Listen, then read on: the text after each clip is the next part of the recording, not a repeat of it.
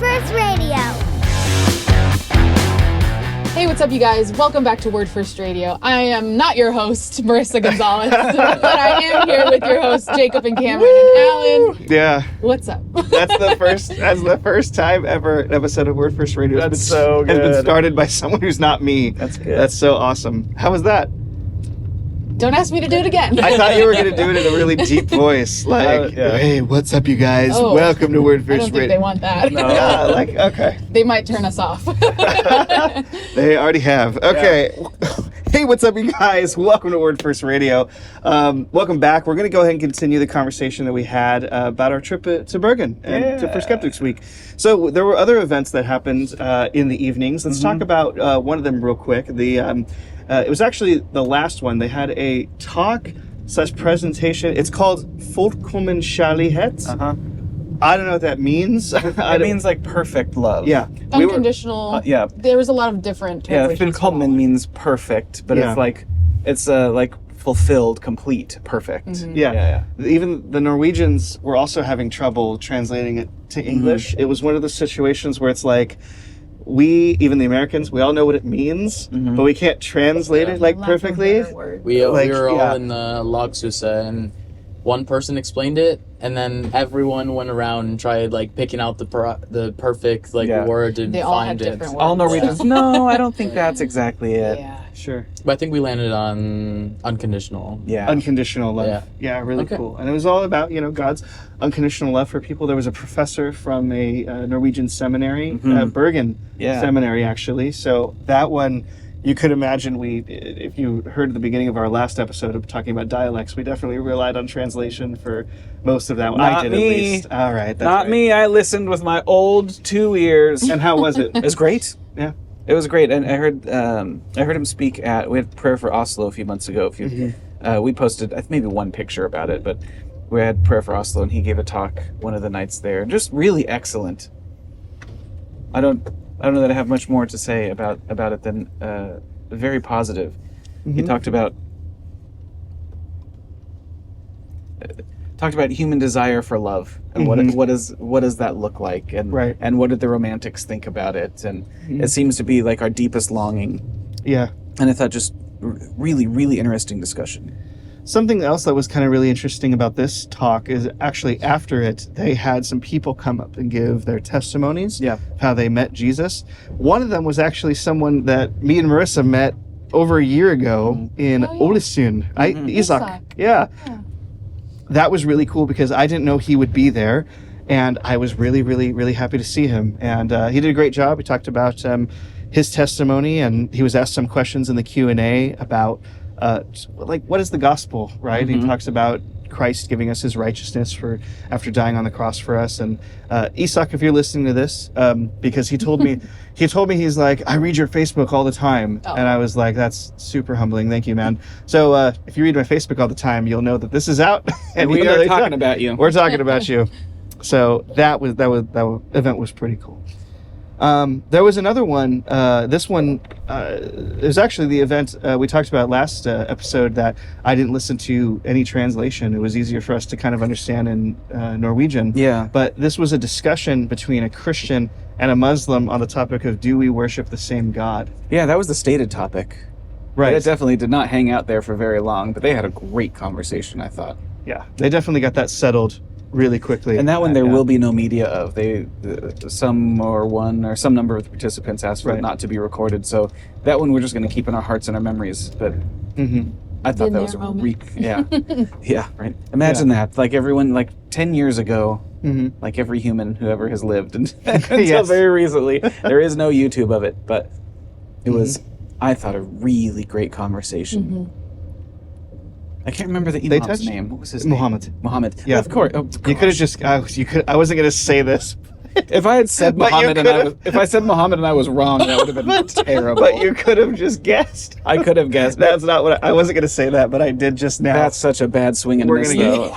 We're going to get canceled. Tor Arling, and who's a Christian pastor, and Muhammad, who's a who's an imam. I thought they had a great conversation. Muhammad was a very nice guy. I talked to him after the thing. I actually asked him a question during the event about Jesus and what the Quran says about the crucifixion. But I talked to Muhammad after and clarified my question because I think there was a big part of it he missed, but it's okay. And he willingly immediately gave me his phone number and was like, here's my phone number, text me, let's talk, and if you want to do a debate, we can set it up. And I was just like, oh, that was really, I did not expect that at all. I just expected to have a quick conversation and get out of there. But he wanted to talk more. The right guy. Well, he wanted to know more about the development of the New Testament canon and textual criticism. And I was like, you know what? I've never actually heard about those kinds of things before. And like, no, I study this stuff all the time. This is my thing. And so I'd love to talk to you more about it. And that's why he gave me his number. Nice. But that was really cool. The discussion was really awesome because, I mean, they touched on the difference between Allah's love in the Quran and the Christian God's love. It was nice because it kind of pointed forward to the event that would come that we just talked about. But what was one of the things that they talked about was that a Christian can say that God loves everybody. Yeah. And cares about everybody. But Allah in the Quran, I don't think we can say the same thing about him, is what he asked the Muslim. Yeah. And the Muslim disagreed, but I mean that doesn't really align up with my previous experience reading the Quran. No, Muhammad, he was, again, I really appreciated the way that he handled the conversation, and the conversation, it was conducted in good faith. Right. The two men definitely challenged one another, and Tu Arling, he did such a great job. He did. Anyways, it was really, really great. It was really positive, but that doesn't mean I agree with Muhammad on nearly everything. And I think he just did a bad job explaining that. I mean, he kind of waved his hands over the multiple clear passage about how God, as conceived by Islam, thinks or feels about, or his posture towards humanity, and especially those who are not Muslim. Exactly. Yeah, I mean, you really only have to read the Quran, for very, very short amount of time to get that impression. I mean, I talked to Tualang after the discussion too, and I asked him about that. I was like, what did you think about that? He was like, well, it definitely didn't match up with what I know about the Quran, having read it. And I said, me either. And so I was wondering, what the deal was with that. And Christians, we have to deal with the same thing, right? So we have passages in the Bible that talk about God's, maybe we don't want to say his emotional state, or something like does God have emotion? But whatever, God's posture towards humanity. And there are times when it says God hates sinners and God hates sin, and we have to deal with it. How do we square those descriptions of God as inspired by the Holy Spirit with our insistence that God is all loving, and in fact the definition of love? And I think that's a legitimate thing that we have to deal with, and people have to, we have to, as we evangelize, make clear the awfulness of sin and how offensive it is, and how, what a big deal it is, how awful it is, and how God feels about that very strongly, but also God's love. And that's difficult. That's a tall order sometimes, but I think it's definitely doable. Yeah, absolutely. Man, that would be a great topic for a podcast, God's hatred in the Bible and God's love and how he deals with things like that. Yeah, let's do that. We'll do that later. We'll put a pin in it. Yeah. We'll talk about it later. But then we'll have... I think that was all of our evening things. That's all. But I noticed this year, and I don't know why exactly. Maybe it's because we live in Norway and I'm in love with it here, or maybe it's because we are a little bit more enculturated than we've ever been, and we speak some language, and so people were more open and friendly with us. We've never experienced unfriendly people, but maybe they're a little bit more warm, or what. But it just seemed like we were received so well, even better this year than in previous years. Just based on the conversations that I had. Alan, how many people did you talk to while you were flipping waffles? So many. I mean, lots. Like I said, we made 450 waffles. Yeah, so at least 450. At least 450 people, and then even some of those people didn't come up. I mean, I didn't talk to every single one of those people, but I would say there was definitely a lot of people. A lot of interest and openness. I mean, that's kind of like what everyone was talking about. I mean, I remember going out in 2019 and people being willing to do the survey, but them mostly being kind of like atheists who were, it felt more closed than it has been. I remember, and I've talked about before, years ago at this point, that the next year, 2020, a lot more open, less atheists, more agnostics, a lot of people signing up for the follow-up course that Laget does most of the time. And this year, kind of the thing that everybody talked about, no matter where they were, whether they were the law faculty, the pedagogisk fakultet, or the philosophy faculty, the feedback from everyone who went out evangelizing, doing stands, was that everybody we talked to was so open. They're so open to the follow-up group. They're so open to coming to the events tonight. They're so open to going through the survey and talking about their worldview and Jesus. I'm sorry, did we explain the survey? No. We have before, but not yet. How about you do that? Okay, well, the survey is essentially a bridge for conversation. Yeah. The kind of topics that we are discussing at the night seminars, they're quite heavy, and what can I say? They're heavy, so they require a bit of preparation. I would say, yeah. And so the survey works as a conversation starter. You know, it's not meant to be all about the process of the survey, but more so about the conversation that the survey will lead to. Yeah. So the survey is just asking questions that that can be a bit bigger in life, you know, like who is God to you? What is the Bible? And do you think the Bible is a book of fairy tales, or the Word of God, or a historical book, or a philosophical book, or something else? Yeah. Have you experienced anything in the spiritual realm? That Sure.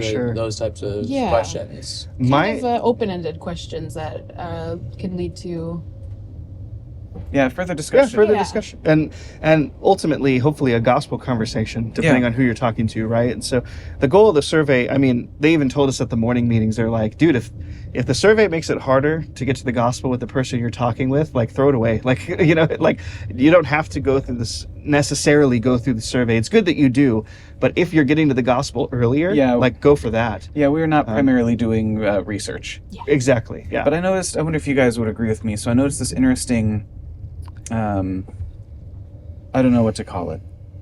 Not a contradiction, not really a friction. Maybe not. There's two things happening at once. Attention. Maybe, I don't even know if it's attention. I just think that maybe these things go together. Maybe they're not at odds at all. But I think my impression overall was that people, even, everybody at the university were non-believers. But they seem to be very positive. And there's just no problem. They come up, like, it's crazy. They come up, they smell waffles, and they come and get some. And we're there with, like, literature, and we're going to give them things. And as an American, I would never approach such a table. I was like, no thanks. There's no amount of waffles is going to make it worth having to talk to these people. And they were just fine. We talked about it, like, we're giving out waffles, so you come talk to us. They're like, totally, great plan. Good job. That works. Works with us. And they seem to be very positive. And we talk about, sometimes through the survey and sometimes by way of other means, talk about spiritual things and big questions. And of course, none of them were persuaded. And they go, well, I don't believe in any of that stuff, and I think it's no one has said it, actually. I was saying, I think it's nonsense. Nobody said that. I don't believe in any of that stuff. I'm not religious. I'm not interested in becoming religious. But good luck with your stuff. I hope a lot of people show up. Maybe I'll come by. Sure. And a lot of people did come by. And so on the one hand, there's that thing. People were very... Thank you. Oh, yes. Thank you, train lady. One of us? Getting off on the left side. Yeah. A lot of people came by. A lot of people came by. You shouldn't be distracted by the you're fine. Right before recording, we're like, we won't get distracted by the thing. So very positive and good feelings, and we're happy that we were Christians, and nobody was really argumentative or irritated that we were there. Like, what are you? They'd ask us. They're curious about why we as Americans would be in Norway on a Norwegian college campus, but it wasn't like, what are you Americans doing here telling us what to believe? There's none of that. It was all very, very positive.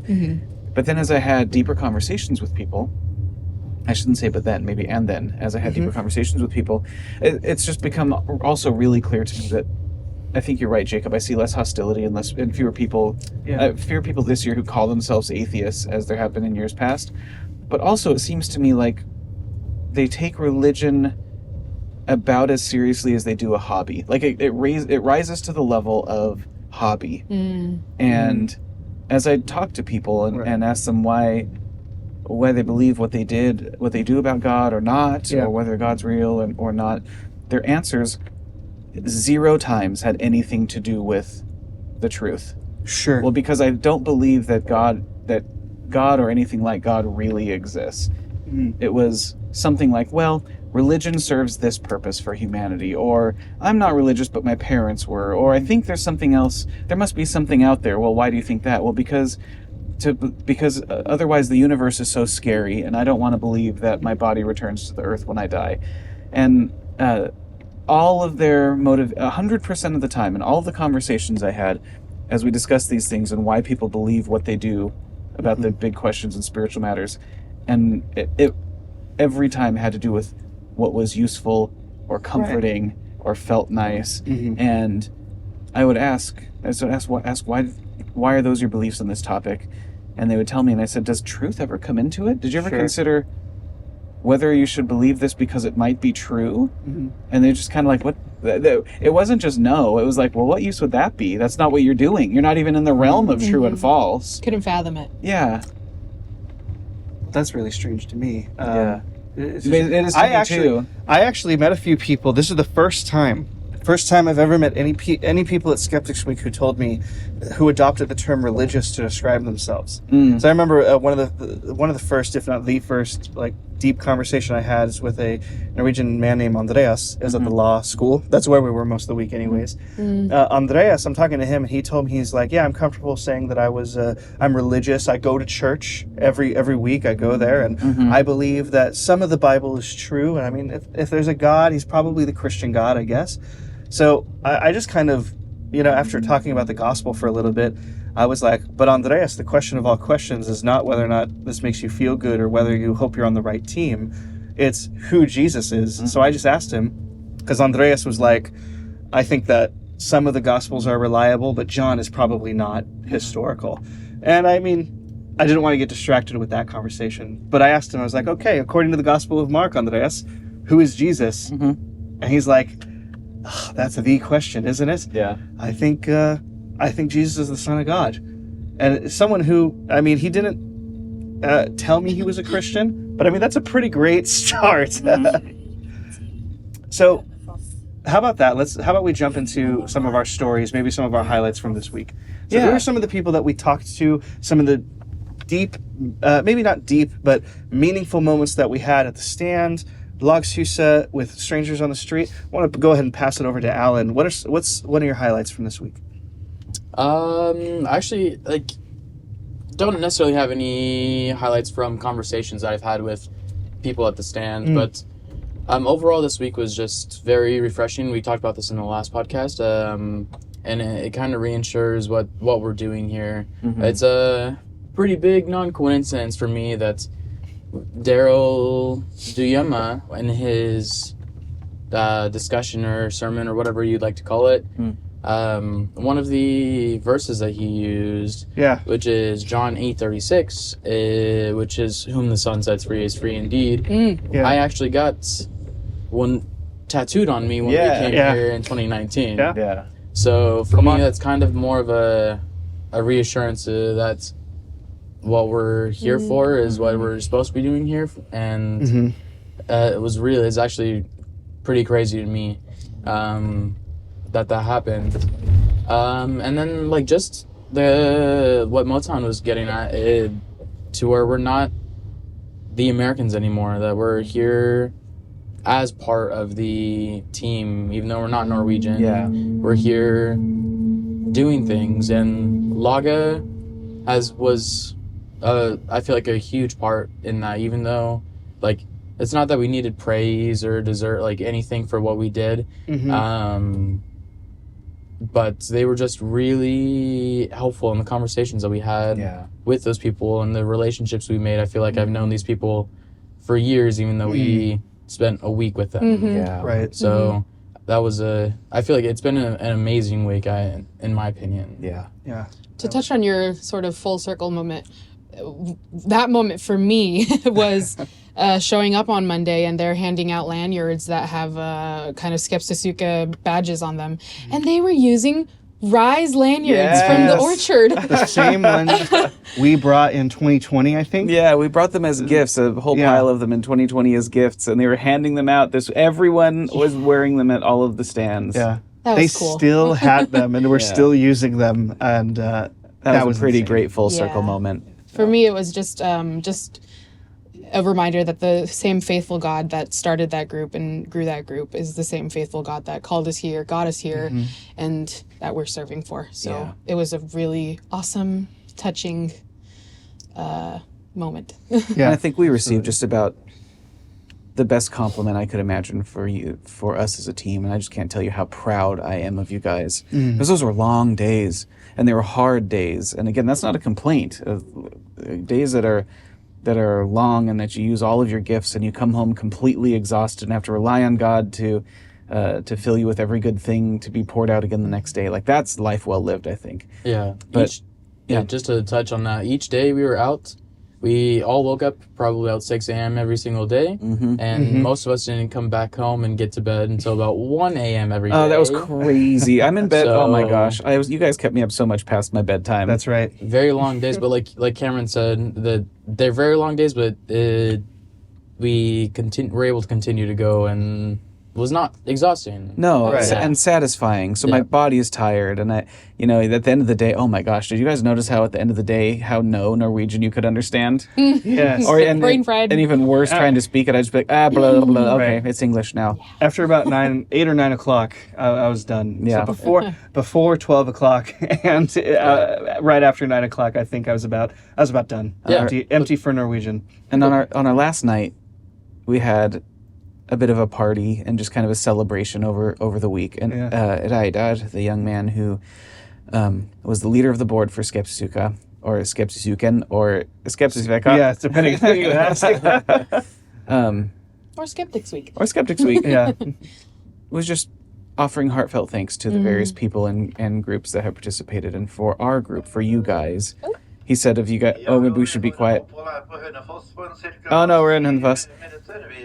But I'm just going to kind of stall while he's talking. But the feedback that he had for you guys that makes me very, very proud was that he was so thankful for us because we showed up with a willing attitude, and he said, you guys just showed up and you said, anything that you guys need, yes, we'll do that. And I'm so satisfied and so proud that that's the impression. That was an absolutely rightful impression that you guys left with them.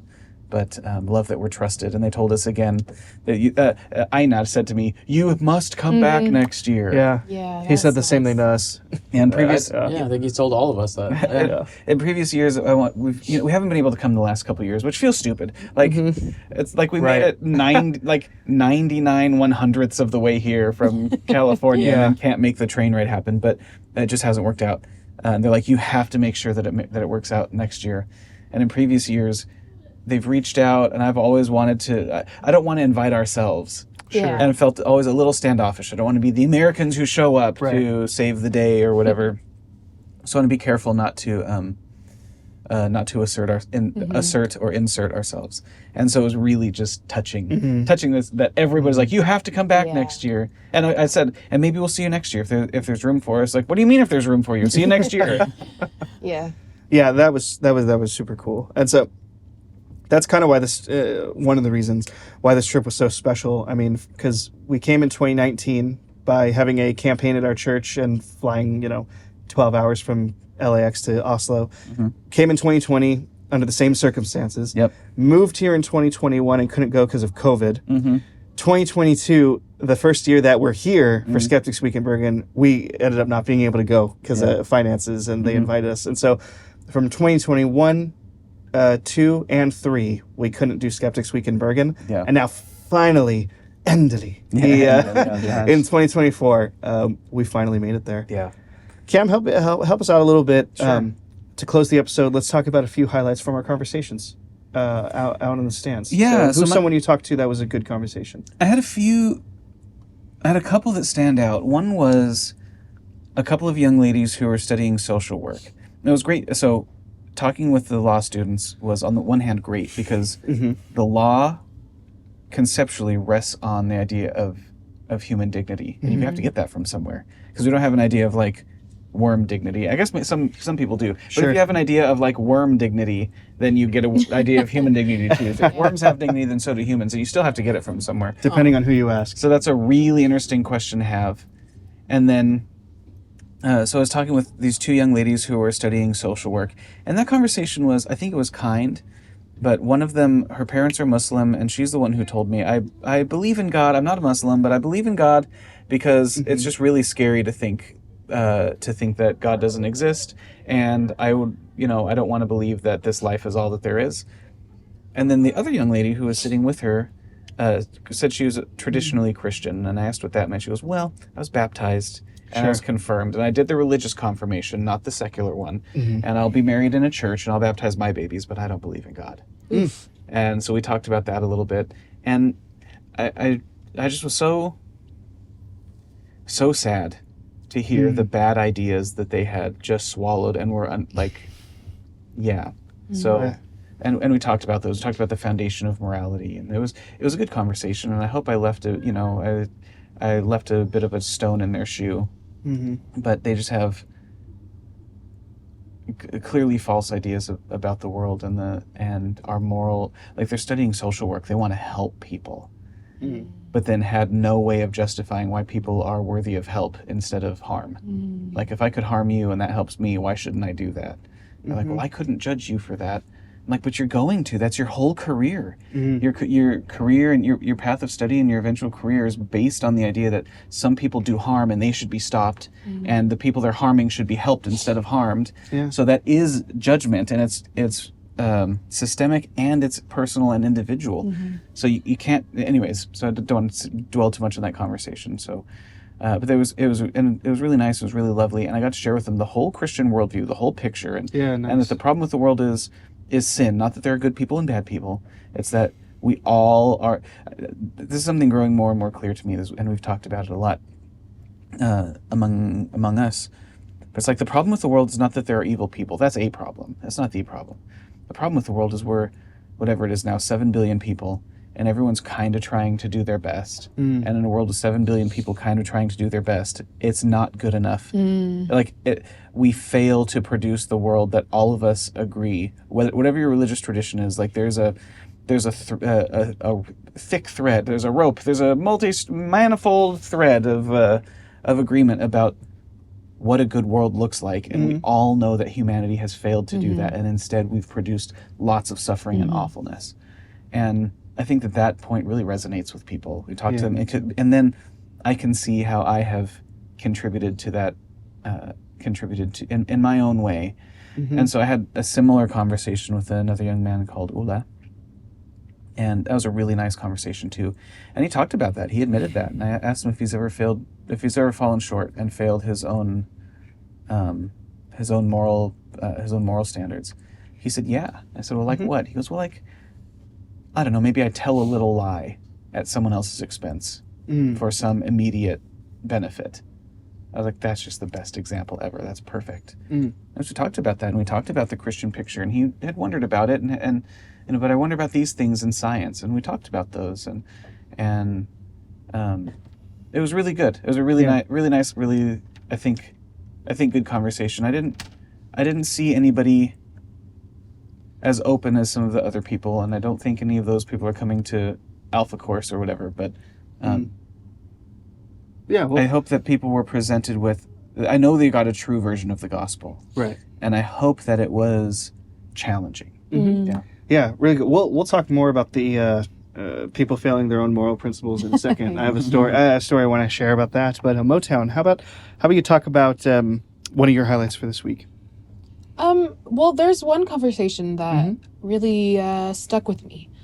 In our very last day of evangelism, we were at a different faculty than we were at all week. And I reached out to someone and started talking to her, and she had already taken the survey at the beginning of the week, and she was explaining to me that when she was taking the survey, she was accompanied by her best friend.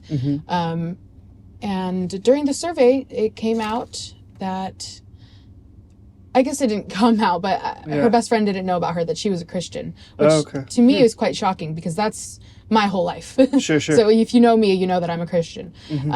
And with her, her best friend, that's one of the closest people to you, and she didn't know that about her. Really? And so that really shocked me. And it's just telling, I guess, for society here. Yeah. But the survey opened up the door to a conversation between them, and oh yeah, absolutely. That really, I guess, needed to be said, and it opened up, it planted, seeds in her friend's mind about this bigger picture stuff, and I encouraged her to be the light, and especially her best friend's life, and it was just eye-opening for me to have that experience and firsthand see that, that maybe, I don't know.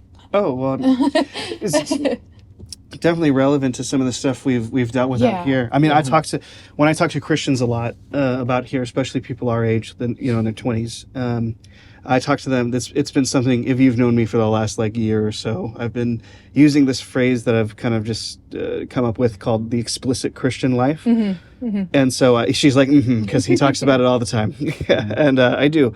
And when I talk to Christians and have those mutual discipleship moments with them, I encourage Norwegian Christians to live an explicit Christian life. Yeah. Because we've had Espen, the pastor of our church, on talking about how hard that is for Norwegian Christians, young Norwegian Christians in this society, in this culture, to live something like that. Yeah. And I know it's hard. And it's hard in America a little bit too. It might be easier in America, but it can be challenging. But that's good because it's the right thing to do. We should be explicitly Christians. Yeah. And so I had always heard that it was, harder for the Norwegian Christians to spread their faith in that way or talk about their faith in that way. Right. But I hadn't experienced it because, I've been around all the warmest Christians of the country, and they live explicitly. So to have that conversation with her, and it reminded me that we need each other. Oh yeah, we need in each other. fellowship to remind each other that we need to be the light. And Yeah, I think sometimes when we're scared isn't the word, intimidated by the world, it's easy for us to want to, to gather up inside of our sanctuaries, and that's important. We need an opportunity together to recharge and study the scriptures and encourage each other, like you were just saying. That's all, of course, but that's not our main use to the world. It's not optional; it's essential to the Christian life. But we ought to engage the world.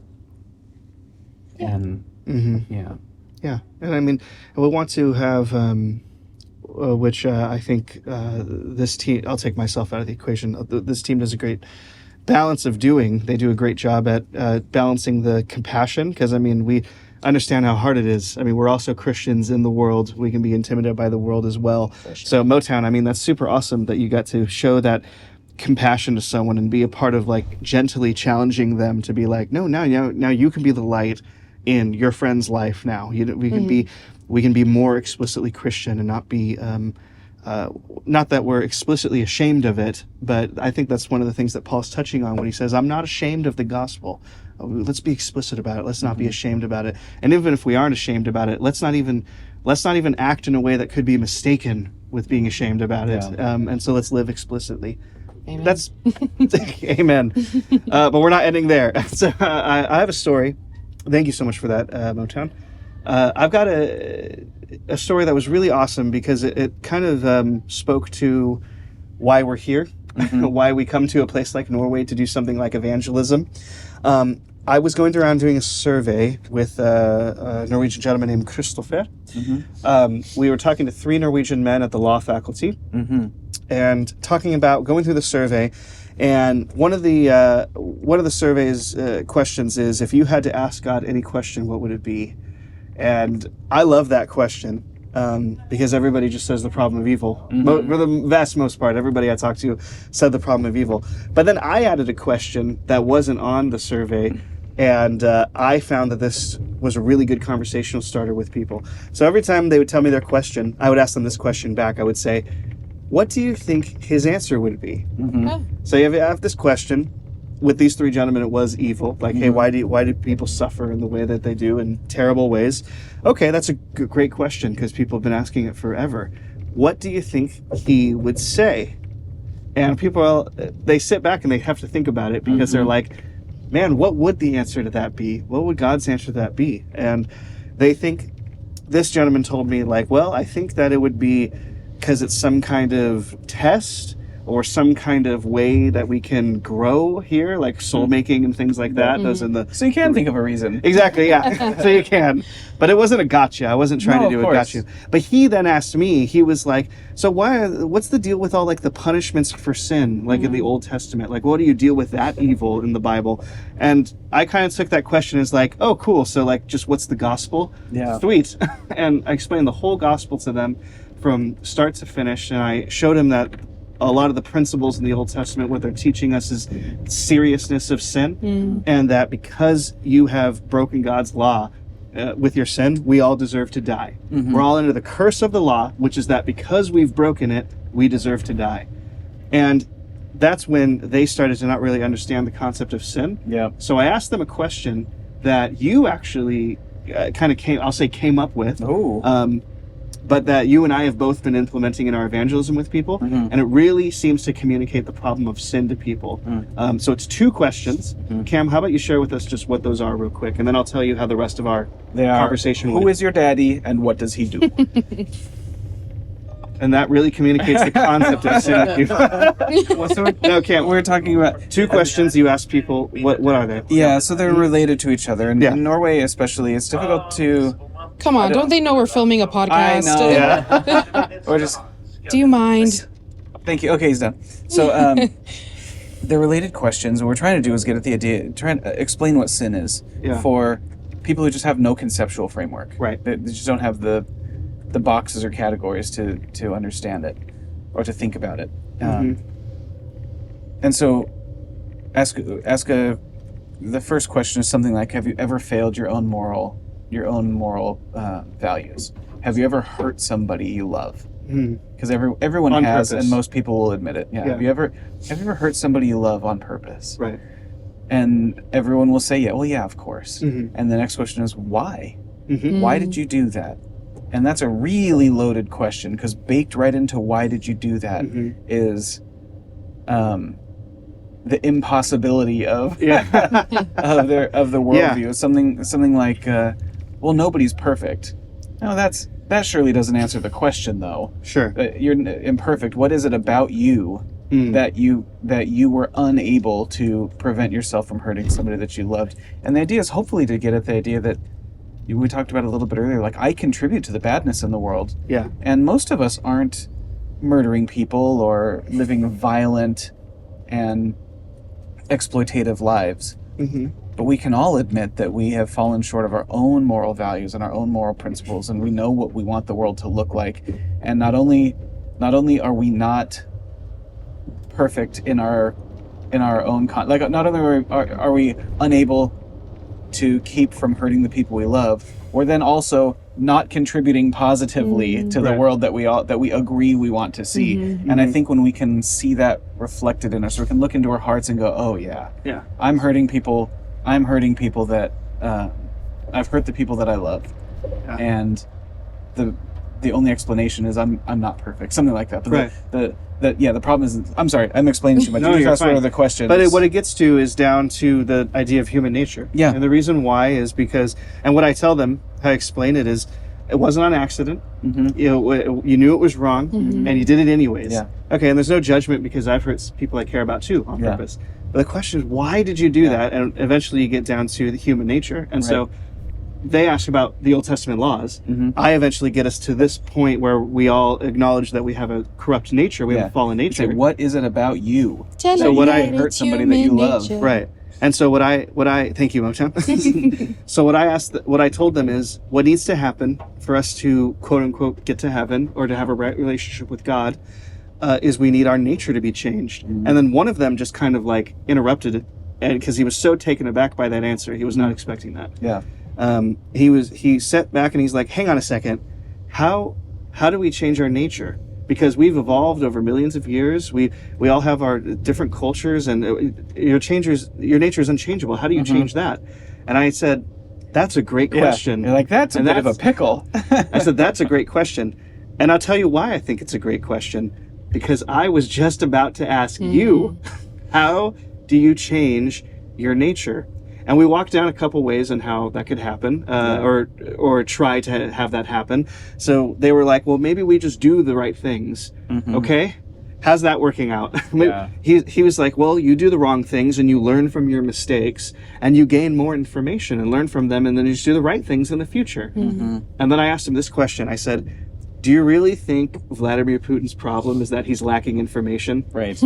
And he's like, no, I don't think so. I'm like, the problem is not information. Yeah. The problem is that not just that we do the wrong things, but that we want to do the wrong things all the time. Right. And so we walked down a couple other pathways, and we all figured out that they didn't work. And then I told him, since you asked me, I'll go ahead and answer how we change our nature, since it's only fair, since you asked the question.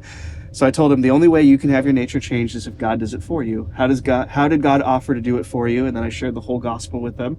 Here's how God offered to do it for you. He took the complete punishment and penalty in your place on the cross on your behalf, rose from the dead. And if you accept that, you'll be totally forgiven, be born again, given a new heart with new desires, live every day in boldness, not wondering, oh my gosh, I better keep the rules or I'm going to be sent to hell.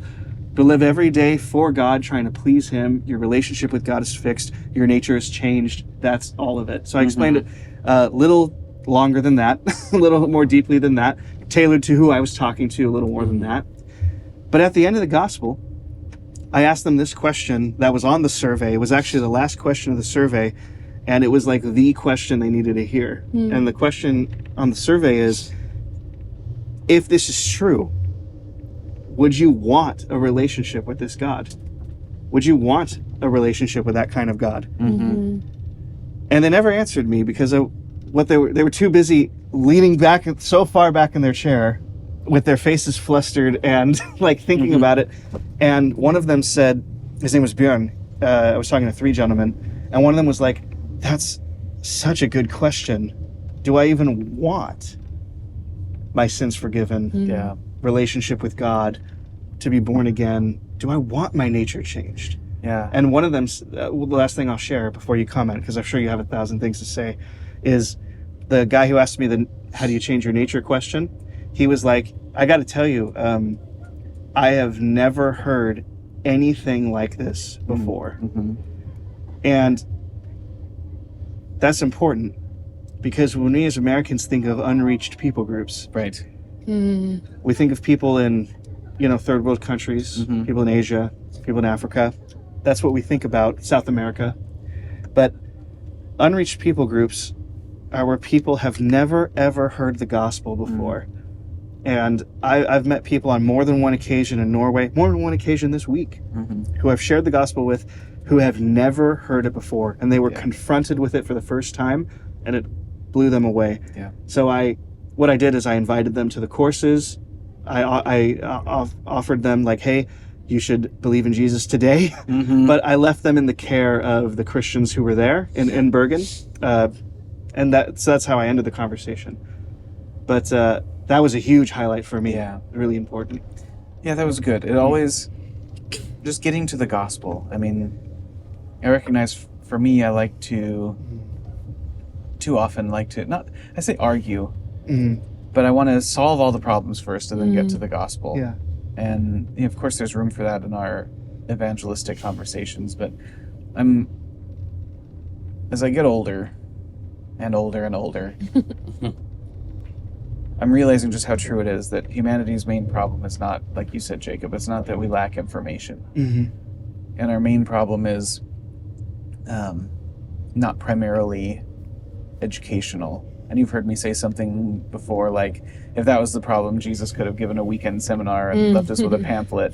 It was not the information that's the problem. It's that people, we worship ourselves instead of worshiping God. So I, in the light of that, started asking this question this year, another pair of questions. I don't know if it's clever. We'll see if it bears any fruit. But the first question was, if God was real, would you want to know? And 100% of people, even though the young lady who described herself as very atheist, 100% said, yeah, of course. Mm-hmm. And then I'd follow it up and say, okay, if God is real, do you want to know? And every single one of them balked at that. And there's not much, I try not to be too general, but that was 100% of the time. If God was real, would you want to know? Yes. If God is real, do you want to know? Mm. And they said, I don't know. I'm not really interested in joining a religion. I don't really want to. And I don't know exactly what that means yet. And I don't know if that's a way in, or if that's going to be a good, like, conversation continuer or something. But I'm really, that's a curious response, because when it's hypothetical, people I think it says something about what we believe about ourselves. Sure. What we believe about ourselves is, sure, I want to have a true view of the universe. But then, because the second question implies, if you answer yes to this, I'm about to tell you.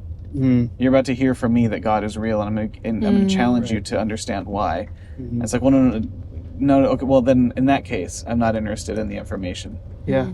And I think that says something about maybe the distance between how we view ourselves and how we really are. Yeah. And also, again, the nature of the problem. Like, I can't imagine, and I'm sure I'm sure my view of myself is very far from the objective truth about myself. But that's such a curious thing to me. If somebody said, if this was true, would you want to know it? And yes. Okay, well, if it is true, do you want to know it? Yes. Those, they reduce to the same question to me. But I appreciate the people here were honest about their convictions and biases, I guess, or at least when they're confronted with them. But I could tell it made people uncomfortable, but I think uncomfortable in a good way. Yeah, absolutely. We're definitely not opposed to making people uncomfortable. Because if the sentence, the Christian God is real, and the sentence, I'm an unworthy sinner who rightly deserves judgment, if those sentences are the same sentence, then saying, do you want to know if God is real, and having the answer be yes, has like serious implications for what that means. Yeah. I think this has been good. I think Cameron, just as we close it out, it's interesting because, the first people, well, besides this episode, actually, the first voice they hear on this podcast is mine.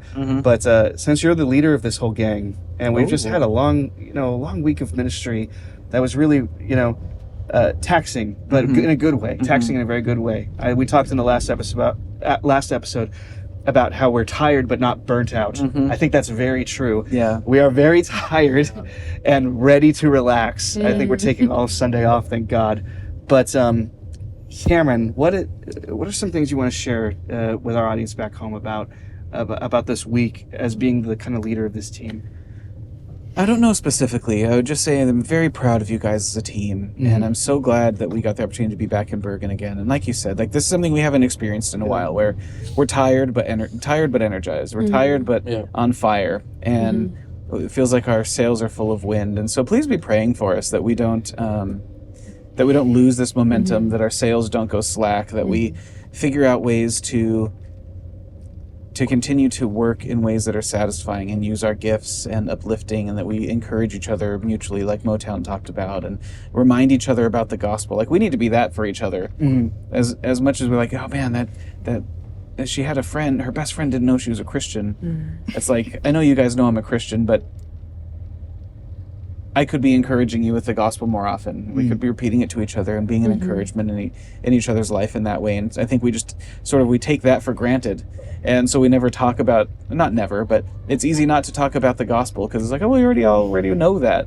Yeah. But just the reminder and encouragement of that, I think, is going to be so valuable for us. So please, those of you who are listening who pray for us, please pray for that. And, we have lots of opportunity to be very discouraged in the near future as we endeavor to plant a church, and that, of course, is something that the evil one does not want to happen, and so we expect encumbrances and obstacles that are going to be good and effective. And we don't want, of course, to be swayed. Ooh. Nope. Is there an animal on this train? I guess so. Zoo on this. Oh my goodness. I really hope that people can hear that stuff. Otherwise, that we sound crazy. If they can't. That wasn't just Alan barking. We've had such a long week. We're hallucinating. Right. But then I'll leave with this, and this has been my conviction this week, and I was invited to lead a devotional on Thursday before the groups all went out, and my conviction this week has been a couple of things. One is just the greatest sentence I heard all week was Tor Arling when he was one of the pastor who was speaking with a Muslim gentleman about whether Muslims and Christians worship the same God. Mm-hmm. And there was he said to somebody during the Q&A, the cross is the only way that God could do justice and mercy at the same moment. I thought that was really beautiful. The only way God gets justice and mercy in the same moment is at the cross. Yeah. And let's keep that in mind. And then just the importance of the simple prayer and aim of our life. God, help me and empower me to be faithful and to represent you well today. And that's something I struggle with. I think kind of long range. I think of 1,000 areas where I'm deficient and want to plan about how I'm going to perfect myself in my own strength and righteousness. But just the simple daily, hourly reminder and asking the Spirit for his empowerment that I and Jacob and Motown and Alan and Whitney and my girls and all of us who are disciples of Christ, just the importance of being faithful and representing our Lord well today. Yeah. Amen. Couldn't have said it better myself. So that's why I didn't. But thanks for that, Cam. Yeah. And thank you guys for being on the show. Yeah. Motown and Allen. We got to do this more often. Awesome. I don't even want to add any more to that. That's perfect. You guys tuning in, thank you so much for listening to this episode of Word First Radio. I hope you enjoyed our stories. We had to make you wait a week for it, but it was well worth it. We'll declare that. And we'll see you again next week. God bless. Thank you for listening to Word First Radio. Be sure to like, subscribe, and check us out online at wordfirst.us.